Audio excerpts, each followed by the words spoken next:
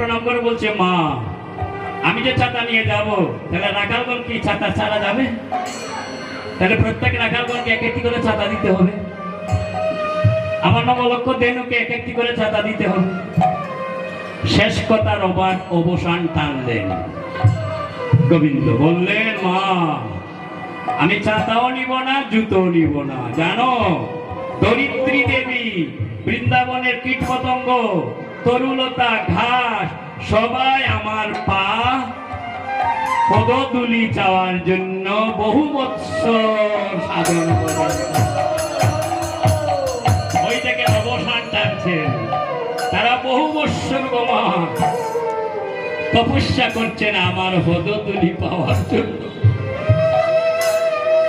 এই ধরিত্রী, এই কীট পতঙ্গ, ঘাস, তরুলতা, আমি যদি খালি পায়ে